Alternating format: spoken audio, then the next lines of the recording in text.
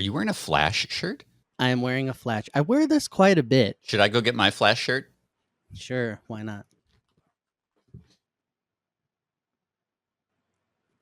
There it is. All right. This is either the best idea we've ever had or the worst. Megadads Live is a mature-rated podcast. It's for the Megadads, the Mega Moms, but not the Mega Kids. So put on those earmuffs and let's go!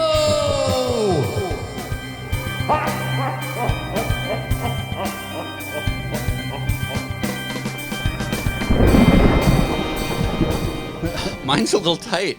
I kind of feel it in my chest area. Who wore it better? You did. Who wore it better? I You? like yours better. It looks like better quality. Oh, why am I rubbing myself It's so because gingerly these right now? superhero outfits. Why does this feel good? Oh my god, I don't rub my We don't do this nipples enough. All right, everybody, if you're listening, just like place your hands. I think people on know your how to rub their chest. own nipples.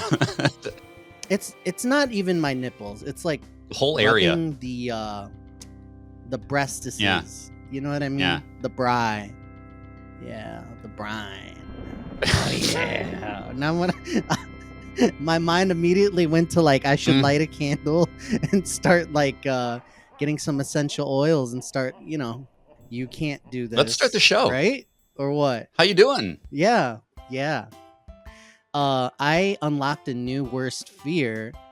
Okay, I'm gonna break it down step by step because I've thought for like a solid week about how to put this tell you into about words. this. We do a lot of potty humor on the podcast. We talk about bathroom usage, but we don't really get serious ever about it. And I want to get serious for a second. Do you ever feel a certain type of way when you walk into the restroom and there's the handicap stall? What are your thoughts immediately? About like whether or not I should use it? There you go. Is this a parking spot situation? I don't want to use it because someone else Right. who may need the accessibility, the room, like all of that. If I take the handicap spot, am I burning in hell for the rest of my life? Am I someone gonna call me out? My worst fear was somebody knocking at the door and Right. just being like, "Excuse me, how dare you?" I have wheels and I need to shit. It's like, it's not right. It's just not right. But part of me in the back of my head is like, it's not that serious. No one's here. Right. It's not being used. It's like a tree, Adam, in like a big field. Sit under the tree, put it to use. I don't know. That's not a good analogy, but you know what I'm talking about, right? Yeah, I mean the way that I look at it, I mean there's a couple of things. First off, even though I know they exist, I've never seen a handicapped person in the bathroom ever. So like I'm playing this by the odds, right? I'm playing the odds. What are you talking about? Are you saying that they don't exist? I've What seen are you handicapped saying? people in the world. I know people exist with disabilities, but when I go to the bathroom, there has never been a single moment in my entire life where I have seen a handicapped person in the restroom. So, like again, I said, I'm just playing the odds. I've gone my entire existence without ever coming across a situation where like I couldn't use it, right? There's never been an instance where I couldn't use it. So I'm gonna try to. right. Not that it makes it right. I'm just saying from a mathematical perspective, the odds that I go in there and take a shit and then all of a sudden this is the time that somebody comes in that needs it, I think my odds are pretty good. Secondly, the handicap stall is what we like to call the executive suite bathroom. There we go. You know what I'm saying? Like this, that all the room in the world. I'm pretty sure that they've got like a TV in there. There's magazines. Mhm. There's like a little butler guy who hands you mints while you take a dump. I'm pretty sure that's what's going on behind those doors. I can't say for certain because I've never used it, but I think maybe we should test this out. Have you done it? Have you broken the seal?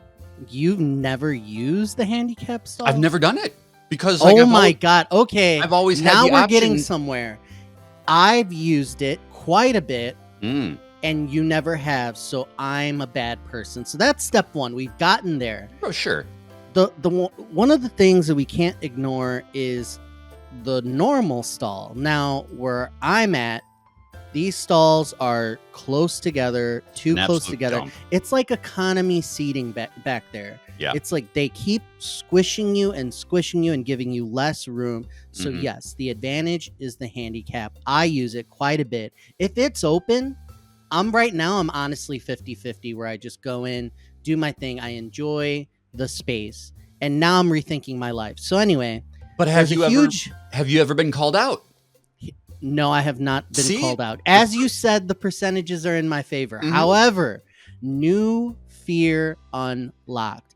I walk in. I make the determination I'm going to use, I have my little moral quandary. Yeah. And I just walk in and I start to use the restroom. And then I notice something at the corner of my eye. Was it the little And butler guy? I look up and I realize the door did not close properly. Oh no. Now now come with me into the physics realm, if you will. Yeah. This is a big area. The Right. door is not within range of Mhm. my skill set. My tools are inadequate to go and close the door. If you're in a small thing and you just happen to run in and oops, I left the door open, you can just shut it right You there. could probably shut it with your knees. That shit is so tight. But you're in the executive suite.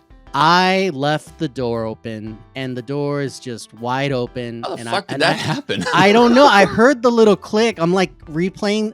See, this is where I fucked up. So it's a matter of time, Yeah. right? So I'm over here. First I'm like, what is that? Oh, that's open space. And then it's like registering, like, did I close the door? I heard the click. Like, I'm wasting precious time on things that are trivial and don't matter in my current situation. So the door is just open. I'm there, and I am currently, as they say, occupying it. I am in the process Yeah. of doing what I'm supposed to be doing. Nature is currently on the phone, mid-call. I am mid-conversation with nature here.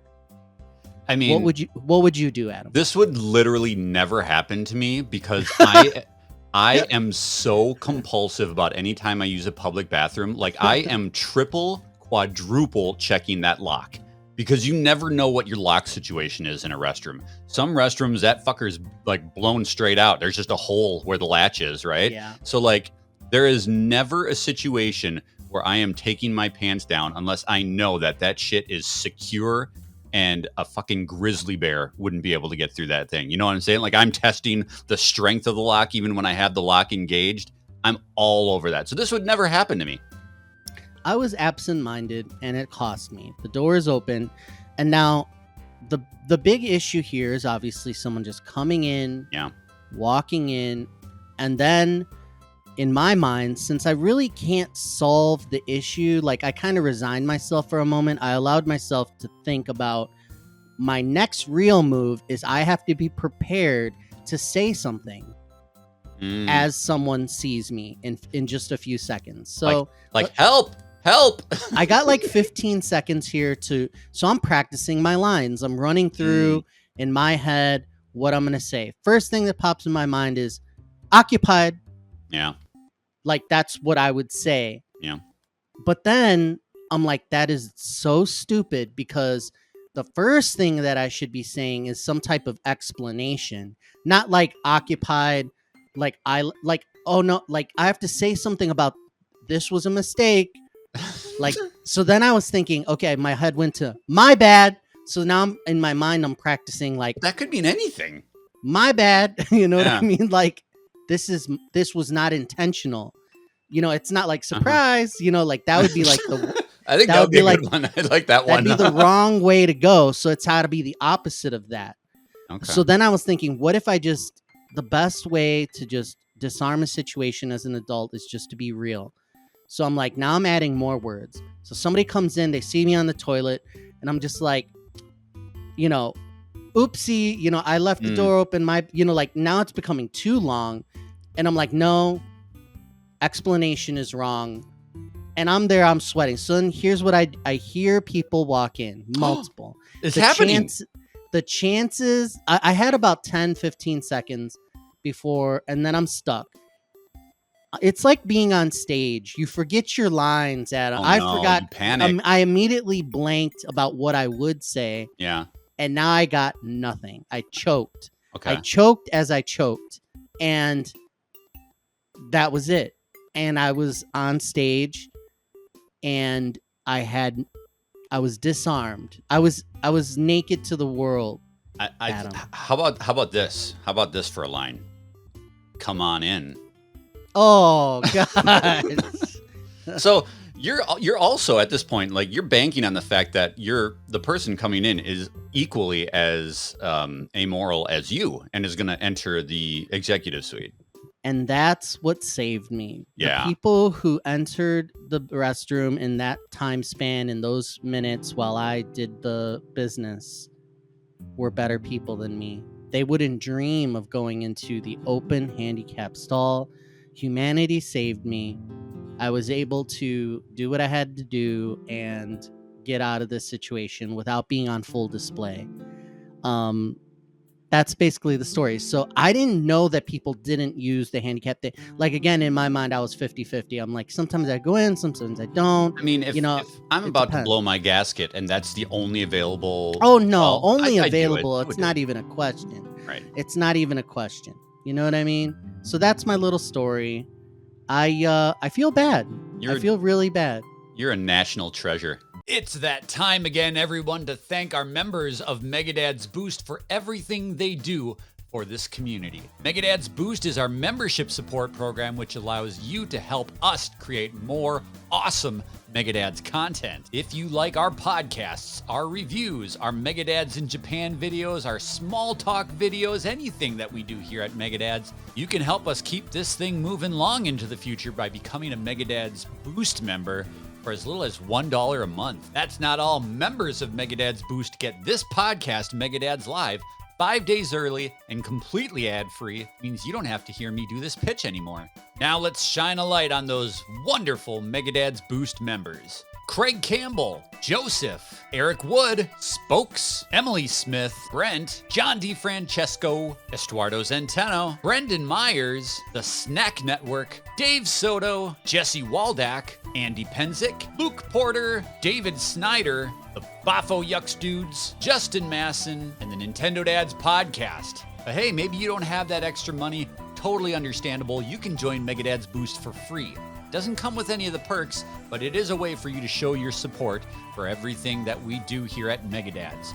So let's shout those folks out, hanging out in our Megadads Boost free tier. We've got Victaris GX, Solara Clark, the Coconut Wizard, Avi Cohen, the One Track Gamers, John Layola, Michael Kwan, Sonny Megatron, Nima, Petey McD, Mike Salvino, Timothy Alf, and Brian Scott. Whether you're hanging out in the free tier, pledging $1, $5, $10, whatever you do, we thank you guys so much for supporting us through the Megadads Boost program. If you want to join, once again, all you got to do is go to patreon.com/Megadads. Now let's get back to that awesome show that you helped create. Yeah. Well, this is Megadads Live, and we have a very exciting announcement that it's the month of October, which means it's Scare-A-Thon. So all month long here at Megadads, we're going to be celebrating the scariest video games that are out there, both here at Megadads Live and also in our Gameplay Thursdays. It's horror all month long, the scariest shit you can imagine. And that's going to be starting right now on this episode because, dude, I have a game that I'm so excited to talk about. I've been waiting for a long time to find out if Silent Hill F has the goods.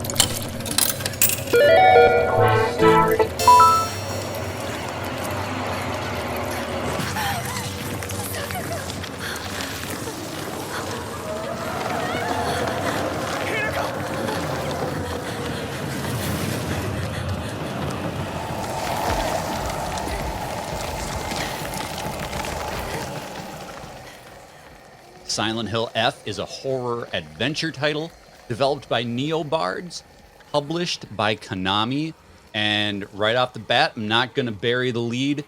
Silent Hill is back, man. Silent Hill as a series is back, and they're back with a vengeance. This is our third new installment of Silent Hill. In the last couple of years, they came back with their short message, which was like a free PlayStation kind of mini game. I really dug that, even though it was a little flawed. It was a great testing ground to see like what's Konami going to do with this series after being dormant for so long. That was, of course, followed up by the impeccable Silent Hill 2 remake, which, my God, the folks at Bloober Team just crushed that game. It was just everything that I wanted it to be and more. But this was the real bellwether. Silent Hill F, brand new installment. They're taking it out of Silent Hill and they're throwing it back to 1960s Japan.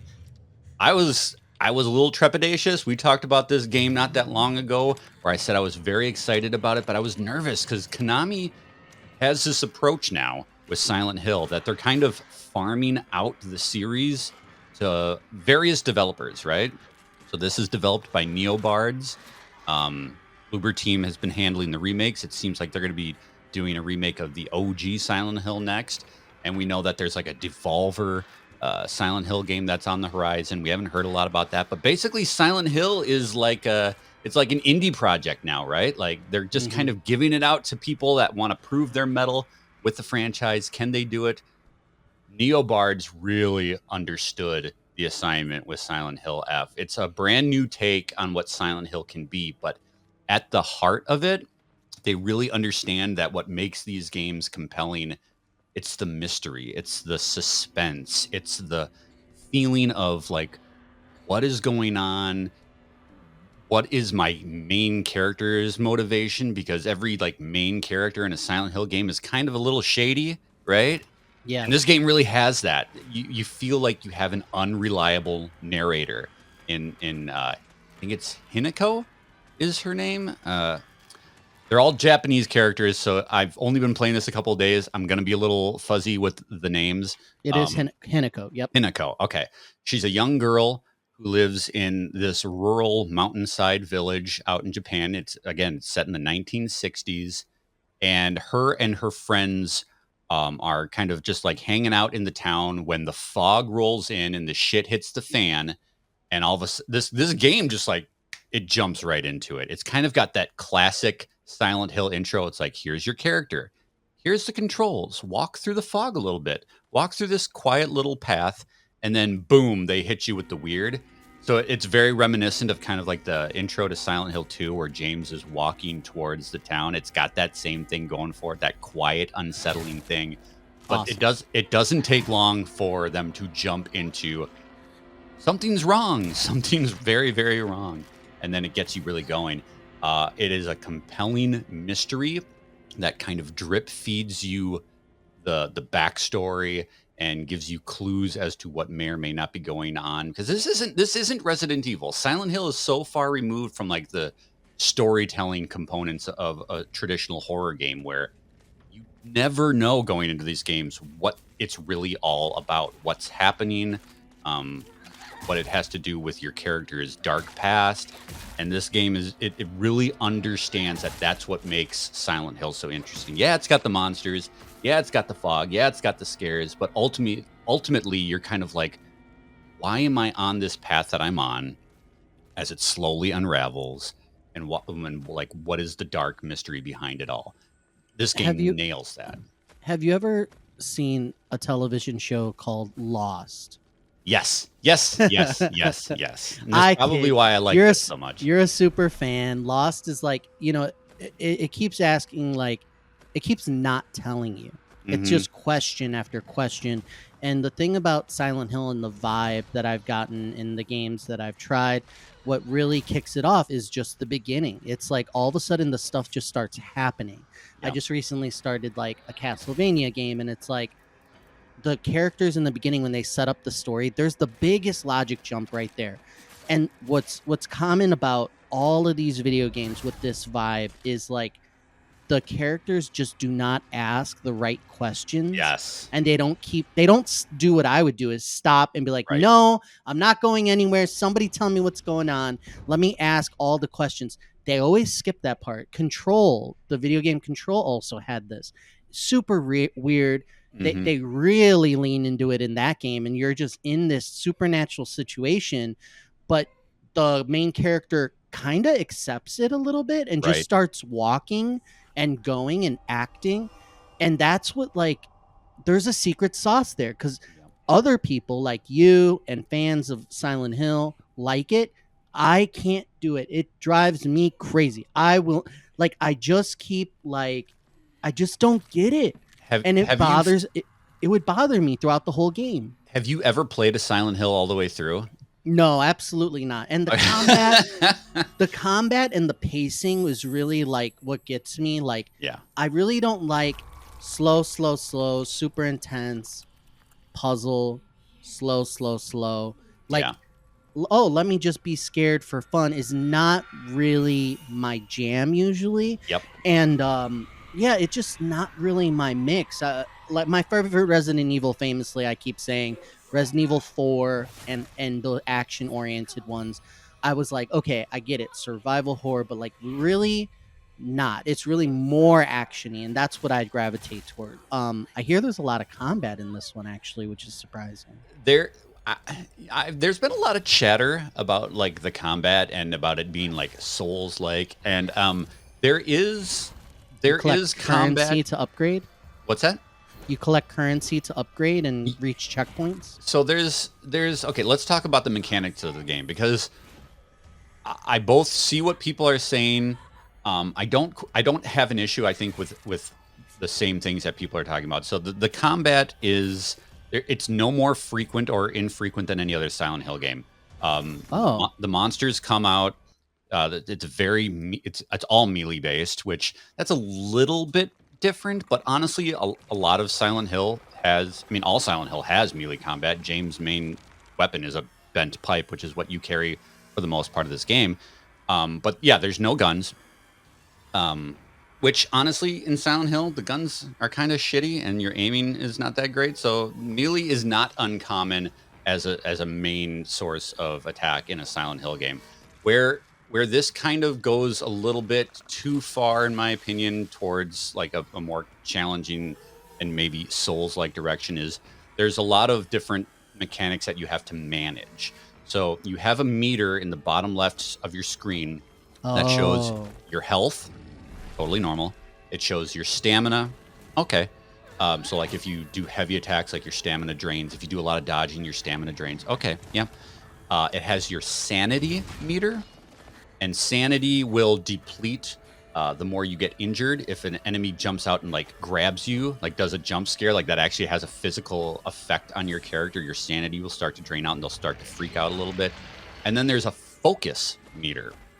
So if you hold down your L2 button, your focus will start to charge up, which will replenish, I believe it's your stamina, and then you can do more focused attacks. So the mechanics are definitely more involved than in any Silent Hill game before, and it can be a little overbearing. I'm playing this. There's two different difficulty levels. There's hard and there's story. I always played my games on story. I don't fucking care. really? Like I just like to go through and that's what I'm here for. That's what I'm at Silent Hill for, is to experience, like I said, the mystery, the horror, the story. It's still really challenging me, honestly. Like I'm finding that my items are depleting, my health is depleting. I'm really having to manage that meter. I'm not used to playing that kind of game, so this is really challenging for me, even on the story difficulty. Not overbearing, not incredibly hard or punishing, but yes, checkpoints are save points, physical shrines that you have to go to. The game is not going to give you an autosave checkpoint at any point. So if you die, you go back to your last save. So that's kind of old school, right? So that's a little bit more difficult. I'm not like in love with the combat mechanic, but it's not hurting the experience for me either. At least not yet at this point where I'm like 3-4 hours into the game. It's not hurting the experience, but it's definitely a lot to manage, especially for a player like me who doesn't like really challenging combat. Other things is that there's an inventory system, which is a little bit complex. Typically in a Silent Hill game, you'll get like little health bottles or a first aid kit. In this one, you get all sorts of different consumables. So there's a lot of different items that you can pick up other than just like first aid kit. You can pick up like rice wine or chocolate bars, and there's all sorts of different food and consumables that you can pick up, and they all have different attributes, which really makes Oh. it challenging when you're in the middle of combat and you're using your quick equip system. You hold down the one button and then you select which item you want to use. It doesn't tell you, just it gives you a little picture of what it is, but it doesn't tell you in the moment like what's that going to do for you. So I find myself like panic consuming something that's going to replenish my stamina rather than my health, because it's not super obvious what they do unless you go into the pause menu and read what each consumable does for you. Because again, there's so many different meters that you're checking on. There's your sanity, there's your health, there's your focus, there's your stamina. And so like when I look at a candy bar, what's the candy bar going to do for me? I have no idea, but I'm getting the shit kicked out of me by this monster, so I'm going to eat my fucking candy bar, right? And then it's like, oh, it replenished my sanity when I wanted health. So that's not great. I don't love that. Yeah, the ambiguity around items and their description and how they function is notorious in these Souls games Oh, is it? sometimes. So you have stats like like strength, vitality, etc. Like you level up in this game? You do level up because when you go to a That's shrine, wild. when you go to one of these save point shrines, you can offer up any of your consumables for currency in the game, which is called faith. And so that's like your skill tree kind of stuff, right? Your faith points. And then you can redeem those. You can pray at a shrine and purchase with your faith points like an upgrade to your health or your stamina or your sanity. So yeah, there's leveling up in a Silent Hill game. And that happens in other Silent Hills? Nope. This is the first time Okay, that so this is I've new ever shit. seen that. Okay, Yeah. got So it. this does take a deviation from the norm, for sure. There's mechanically, I'd say mechanically, this is probably the most different, right? But as far as the vibe and the atmosphere, like it's classic Silent Hill. It's exactly what you expect. The music sets a great tone. The characters interact with you in weird ways, and you're always like looking for the subtext and trying to read between the lines as to what everybody's motivations are.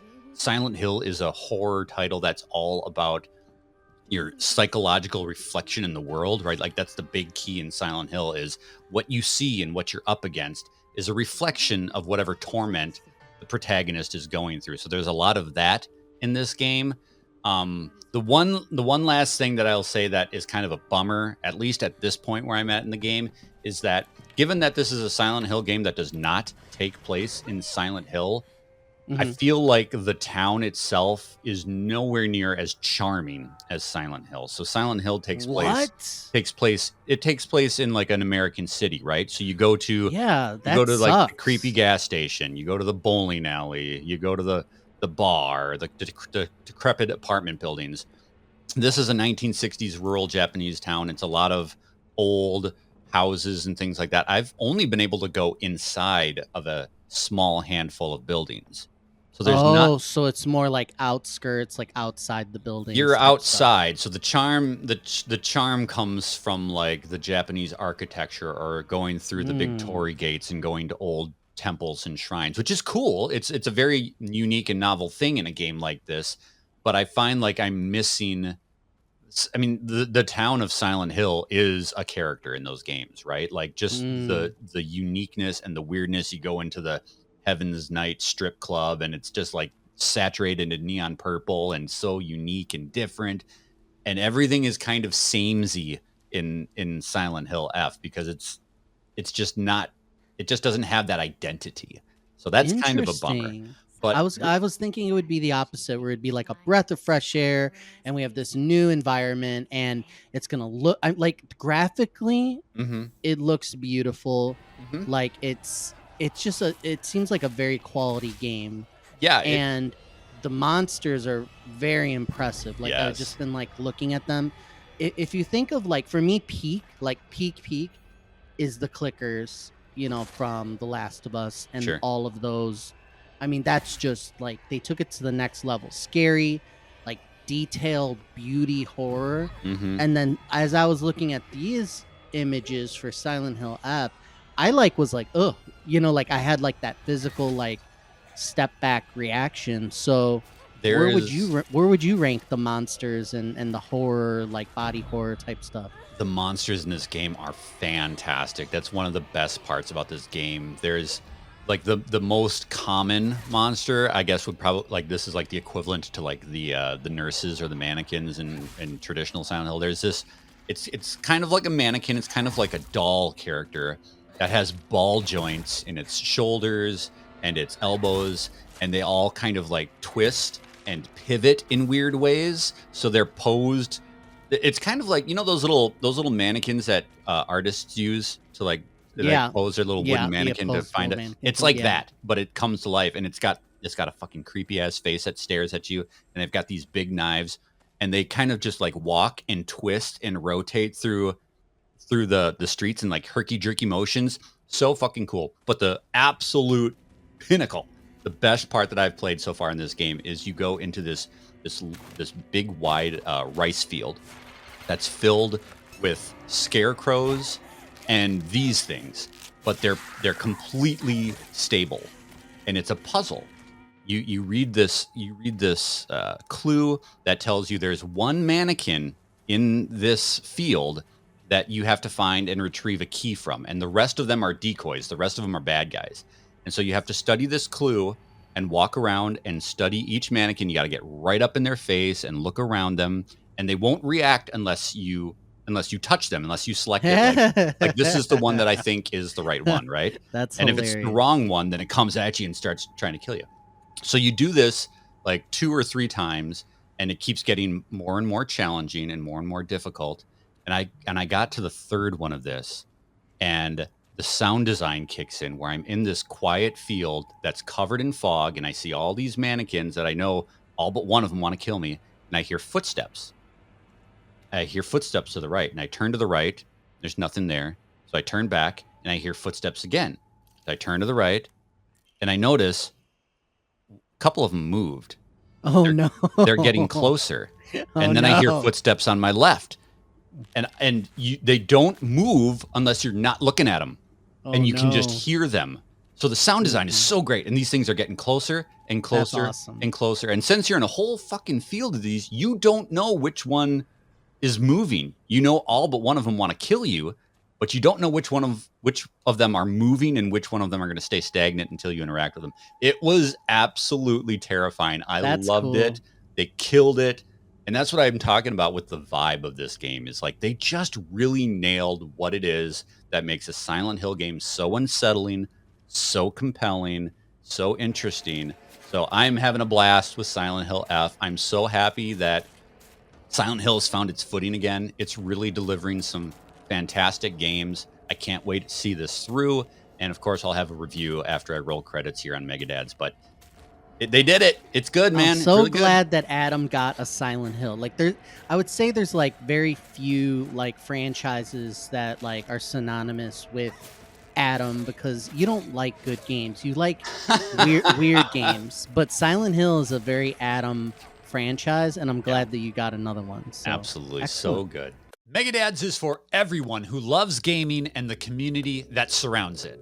We're all about fun, fully grown, and we want you to be a part of everything we've got going on here. So what do you get when you subscribe to youtube.com/Megadads? Weekly podcasts from your favorite Megadads personalities, reviews on the latest games, reaction and analysis on the latest industry news, Gameplay Thursday videos showing off what we do on the sticks, travel logs from our trips around the world, small talk segments where we try new things with our kids, live community events like our holiday specials, and so much more each and every single day. You don't want to miss a minute of the fun. New Megadads videos drop each and every weekday, whether it's our long-form content like Megadads Live, or maybe it's one of our short series like Off the Shelf, a look at retro gaming. Please subscribe to youtube.com/Megadads today and tell your friends to come too. We're building something great here at youtube.com/Megadads, so subscribe today and be a part of Fun Fully Grown. This is Megadads. That sound is the caboose coming down the track. We're giving you a recommendation of something outside of the world of video games that we think you might enjoy.